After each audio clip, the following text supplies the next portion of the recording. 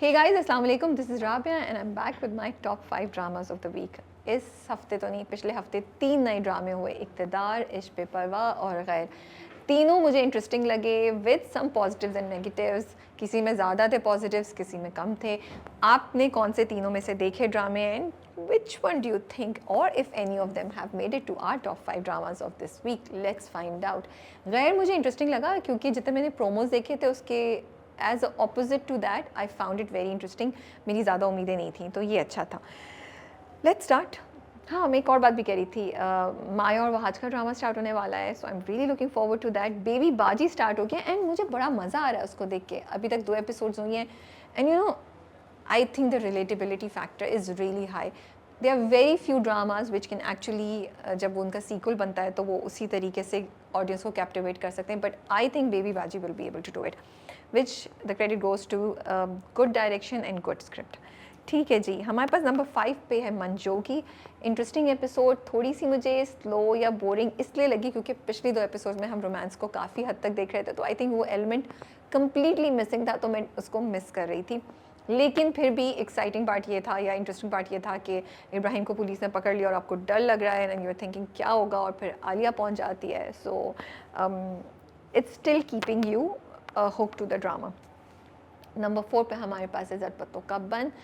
Very interesting, अच्छा लगता है, लेकिन आई थिंक थोड़ा मैं अब बोर होती जा रही हूँ. मुझे लग रहा है कहानी वही चक्रों में घूम रही है कि डॉक्टर नौफल और नू की मिसअंडरस्टैंडिंग एंड कभी एक बात करता है दूसरा बात करता है एंड मलिक नादिर जो है वही कोशिश कर रहे हैं कि सब चीज़ें डाउन हो जाएं, लेकिन स्टोरी नेक्स्ट लेवल तक नहीं पहुंच पा रही है. मलिक नादिर ने कोई बहुत एक्सट्रीम एक्शन नहीं लिया है.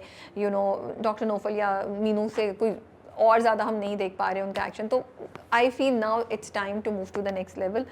अदर देन दैट आपको मज़ा आता है कहानी देख के, आपको अच्छे लगते हैं सारे जो मैसेजेस हैं, लेकिन अब थोड़ा बोरिंग भी होता जा रहा है. नंबर 3 पे हमारे पास है जफ़ा. Very interesting 2 tracks. एक में रोमांस है और हल्का फुल्का मजाक और लाइट हार्टेडनेस है स्टोरी में, और दूसरी तरफ ज़ारा और हसन की कहानी बहुत सीरियस हो गई है. And I am really loving the way they are showing कि ऐसी मैरिज जहाँ अब्यूज़ हो या एक बंदा जिसके मेंटल हेल्थ इश्यूज़ हों उसको कैसे हैंडल करना है, किस स्टेजेस से इंसान गुजरता है और रिलेशनशिप में क्या होता है and how should you deal with it. So I think Jafaa is doing a great job and is going very very strong.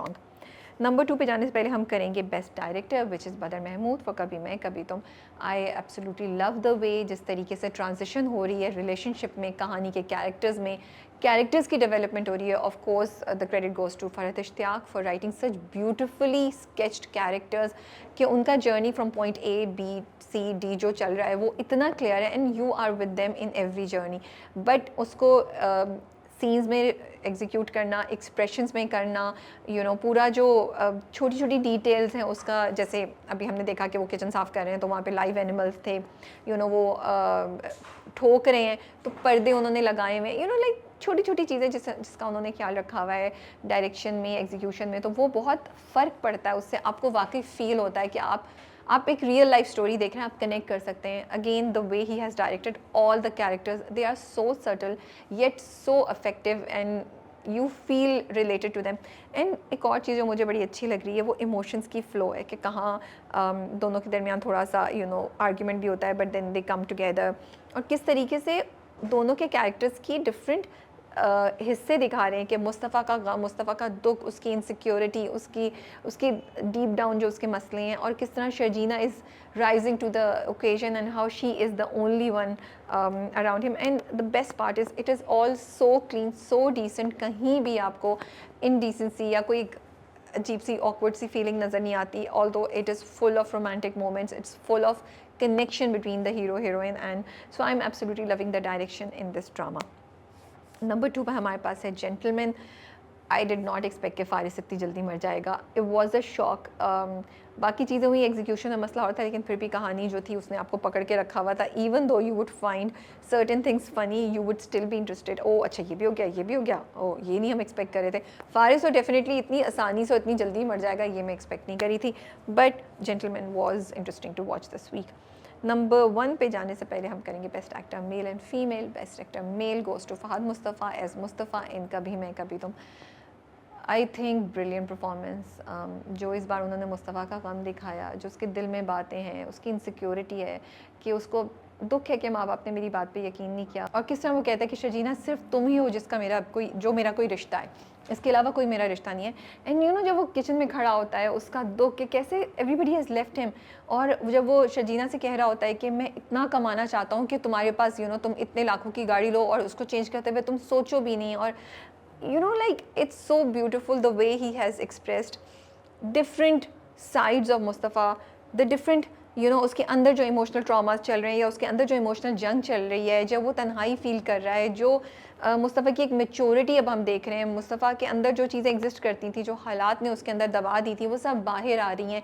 एक उसके ऊपर एक जुनून सवार हो गया है, एंड इस जुनून को आप एक डिफरेंट तरीके से भी पोर्ट्रे कर सकते थे कि वो बहुत गुस्से में है, एंग्री है, बट ही इज़ दिस काम जुनूनी, that also shows the determination that he has कि अब वो किसी चीज़ को अपने सामने नहीं आने देगा, अब उसका ऑब्जेक्टिव, उसका फोकस बहुत क्लियर है मुस्तफ़ा का। So Fahad Mustafa has done such an amazing job of portraying all these things and making us connect with Mustafa, feel his pain. जब वो मंगल बाज़ार जाते हैं, वो कूल ग्लासेस में उसी तरह नीचे गली से निकल रहे हैं और फिर वो उधर बैठ गए और वो थके हुए हैं। सो छोटी छोटी चीज़ें हैं, बट वो किचन में खड़े हुए हैं, एंड इतनी छोटी सी चीज़ है। आई फेल्ट दैट जब शर्जीना मुस्तफ़ा के करीब खड़ी होती है किचन में, जब वो सब्ज़ी काट रहा होता है और वो आके उसके बालों को इस तरह टच करती है, and there is a slight change in expression of Mustafa on his face, like कि ओ ये क्या कहेगी, and he is, and it's so endearing that expression that he's connecting with her, he's becoming soft by what she's saying. So it's beautiful, the performance as Mustafa by Fahad Mustafa. Okay ji, best actor female goes to Hania Amir as Sharjina in Kabhi Main Kabhi Tum. I absolutely love Hania's performance. I think she's doing such a great job. इतनी जगह हैं जहाँ पे शर्जीना कुछ नहीं बोलती है, या एक लाइन है शायद हानिया के पास, and it's all in her expressions, in her eyes, in her face, that shows what Sharjina is feeling right now, how Sharjina wants to support Mustafa, how Sharjina understands what Mustafa is going through. एक और चीज़ जो मुझे सबसे brilliant लगती है कि Sharjina feels his pain, but Sharjina is not sympathizing with him. Sharjina को उस पर तरस नहीं आ रहा है, Sharjina उससे connect करी है, she wants to be with him for the दुख that he's going through, for the trouble that he's going through. लेकिन किसी भी एक तरीके पे उसने कहीं भी ये नहीं सोचा कि मुस्तफ़ा बेचारा है। इनफैक्ट वो मुस्तफ़ा को सपोर्ट करके वो इस चीज़ को पूरा आगे लेके चल रही है। तो I think that is such a beautiful representation of how शर्जीना's love is for Mustafa or for this relationship. So it's very subtle that Hania is performing Sharjina's character, but it's so impactful, and उनकी body movement होती है, वो जाके जो बैठ जाएंगी उसके पास, that shows Sharjina and Mustafa's bond. So छोटी छोटी चीज़ें हैं, छोटे छोटे actions हैं, her eyes are talking, her tone is what reflects what Sharjina is feeling at certain points. Amazing performance, great performance, and I am absolutely loving Hania Amir as Sharjina. Number 1 पे हमारे पास है कभी मैं कभी तुम। बहुत मज़े की एपिसोड्स हैं और हर हफ्ते आई थिंक कभी मैं कभी तुम अपने आप को ही बीट करता है, जो लास्ट वीक उन्होंने किया होता है उससे भी बेहतर चीज़ हमें लेके जाती हैं। So I think the best thing about Kabhi मैं कभी Tum is the progress in the relationship and also in the story. कहानी वहीं रुकी हुई नहीं है, अगर वो लोग अभी 2 एपिसोड से घर देख रहे हो, घर को सेट करें, लेकिन उनकी रिलेशनशिप में बहुत डेवलपमेंट हुई है। So even if the story is at one point in time, the relationship is moving, and I think a lot of dramas miss that, which कभी मैं कभी तुम has caught up, and constantly कुछ ना कुछ उसमें हो रहा है। हमारे पीछे कंस्ट्रक्शन हो रही है तो कहीं ना कहीं आपको आवाज़ें आ रही होंगी। So these were my top 5 dramas of the week. आपके टॉप 5 में कौन कौन से ड्रामे शामिल हैं, प्लीज़ कॉमेंट्स में ज़रूर बताइएगा, एंड अपना ख्याल रखिएगा। अल्लाह हाफिज़।